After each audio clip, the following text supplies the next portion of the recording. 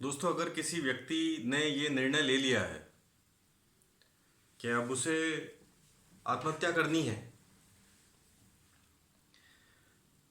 तो कुछ ऐसी युक्तियां भी है जिससे अ, बिना ज़्यादा एफर्ट किए हम उस नेगेटिव ऊर्जा को, उस नकारात्मक सोच को उस व्यक्ति से अलग कर सकते हैं। कुछ उपाय हैं जो मैं आपसे शेयर करता हूँ और बड़े ही कारगर उपाय हैं। आप, अगर आपके जीवन में कभी मौका पड़ता है और आपको लगता है कि किसी को ये बताना चाहिए, वैसे तो सभी से इस बारे में चर्चा करनी चाहिए, न जाने कब कहाँ से किसको इसकी ज़रूरत पड़ जाए, लेकिन फिर भी मुद्दे पे आते हैं। अगर कभी ऐसा महसूस होता है जो सहन नहीं हो रहा है, नकारात्मक विचार आते हैं आत्महत्या करने जैसे, या बहुत ज़्यादा प्रेशराइज्ड फील करते हैं अंदर से, तो तुलसी का जो पौधा होता है ना दोस्तों, आप उसके सामने जाके बैठिए। अगर आपके घर में नहीं है तो आसपास बहुत मंदिर होते हैं। अगर आपके घर में नहीं है तो आसपास बहुत मंदिर होते हैं। किसी भी मंदिर में नहीं है तो आसपास बहुत मंदिर होते हैं। किसी भी मंदिर में चले जाइए, आपको तुलसी का पौधा मिल जाएगा। वैसे हर घर में होता ही है। आप उसके सामने बैठ करके, अगर बोल नहीं सकते हैं तो मन ही मन कह दीजिए, या आप अगर और जैसे ही आप तुलसी के पौधे के सामने जा कर के अपनी व्यथा कहेंगे, तो आप अंदर से बहुत लाइट फील करेंगे। इसके दो कारण, बहुत ही सिंपल लिटी में अगर इसे समझा जाए, तो पहला कारण इसका ये होगा कि अंदर से आपने अपने विचार किसी को पास कर दिए, और दूसरा, तुलसी जी के जो पौधे के स्वरूप में जो तुलसी जी विद्यमान रहते हैं, उनसे बहुत सकारात्मक ऊर्जा निकलती रहती है हमेशा।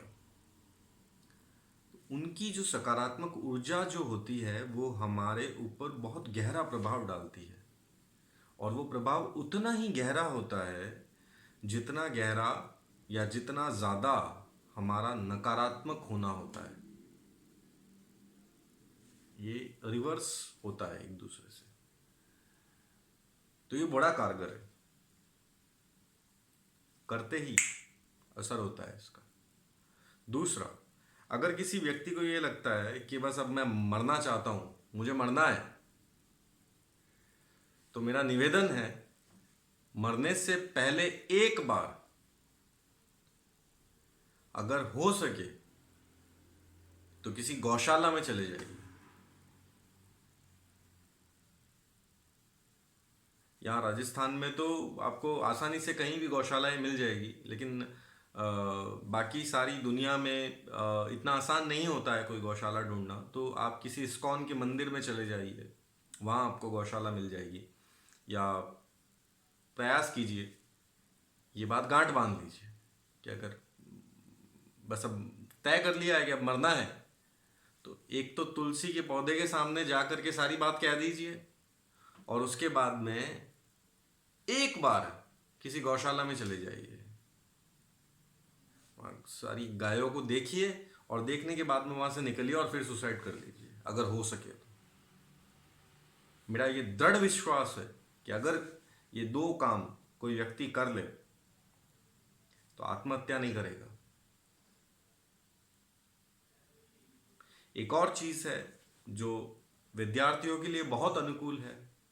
देखिए दोस्तों, मैं ये बात जानता हूँ कि स्टूडेंट लाइफ में ऐसा कई बार होता है कि हम प्रेशर हैंडल नहीं कर पाते हैं, लेकिन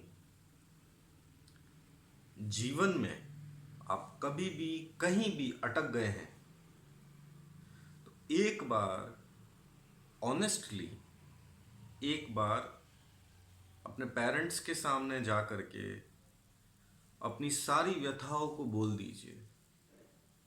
मरने का तो आपने डिसाइड कर ही लिया है कि हाँ अब मुझे मरना है, तो उससे पहले एक बार, सिर्फ एक बार अपने पेरेंट्स को जा करके सारी बातें बोल दीजिए। उन्होंने आपको जन्म दिया, पाल पोस के इतना बड़ा किया, आपको इस लायक बनाया कि आप आत्महत्या के बारे में सोच रहे हैं, तो एटलीस्ट उनका इतना सा राइट तो बनता है कि जो आपकी मानसिक स्थिति है आप उसके बारे में एक बार उनसे शेयर करें।